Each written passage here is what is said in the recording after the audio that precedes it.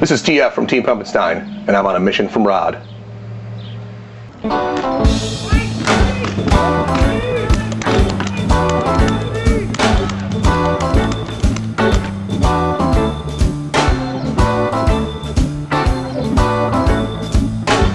What we got left here after the grip frame and the regulator is the body. And so we're going to take that apart now. Now, there's some couple of different versions. You can see what version your gun is. If you look at the serial number here, this is S6A. And that tells you what version of gun that you've got. They went to a different version after the A version, which you cannot take this ASA off. You can on this version. So if you've got it, take it off. You certainly don't have to. There's a one static O-ring underneath here. And a little bit of Dow 55 or some hater sauce on there, and you're going to be just fine.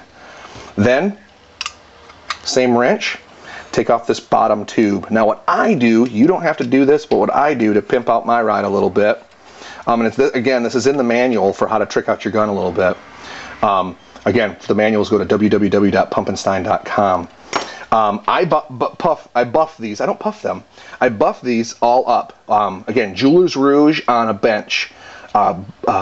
Grinder that I've installed a polishing wheel on, and get these to where they just shine. You see how dirty these are? And they're not dirty this way from the factory, but they're just dirty from play. And cleaning these off will do just fine. But you make these slick and that gun gets fast, even faster than it is already. So polish those two up. A lot of people are intimidated by the bottom tube. Don't be. It's a pretty simple thing in here. First thing you've got to take out is the IVG, internal velocity governor. That's got a simple O-ring. That's just a tension O-ring to keep tension to stop that from backing out. Never needs to really be replaced. You can if you want. There's the mainspring. Wouldn't worry about replacing the mainspring, and I wouldn't respring the gun. Chipley's, I haven't found a more efficient spring combination. Leave the mainspring, leave the valve spring. That's what I do. The next part is a little bit tricky. Can be a little bit tricky. What I do to help myself out is I put in the cocking rod. I put it in 1 or 2 turns, because what I will need to do is line up the lug on the hammer. There's the lug down there. So if you look, you can see that if I don't back this screw out, I can't get the hammer out of the gun. It hits the back side of this. So about 4 turns will do it. 1, 2, 3, 4. See how I did? Hey, look at there.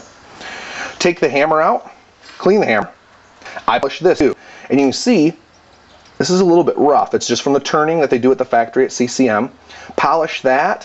What I also do is I'll turn the lug out a couple of turns and expose the lug. Polish that up a little bit. Don't over polish. Don't take a lot of material off here. You don't have to. Just make it shiny, man. Hand polishing is fine. And again, what I do is a bench grinder with a polishing wheel, a little bit of Jeweler's Rouge. And Jeweler's Rouge is that kind of purpley looking stuff, kind of blood colored looking stuff. Put that in there. There is actually something inside the hammer. And what it is, it's the same piece that's the bumper on your pump rod. It holds that in. If you ever have it where this starts to back out, the pump rod backs out, pull that out and replace it with the bumper. Get an extra one from CCM. While you're doing it, buy another one for these, because these do wear out as well, and replace both of those. And you'll find that that fixes any problems you've got there. Now, on the bottom side of this gun, you've got 2 screws that you have to take out. The first one you're going to need to take out is 3/32, and it is the valve nut retention screw. Take that out.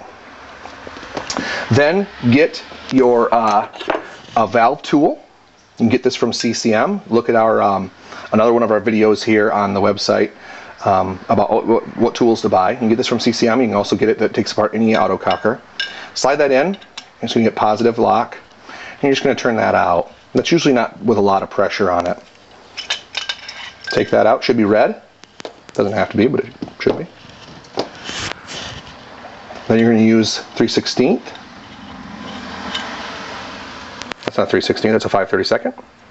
Take that off, and then the valve will come out. This one just fell out, and that's just fine. But sometimes you're going to have to tap them. Take a surface like this. This is a mat that Angel gave me. tap it out. Leather will work just fine.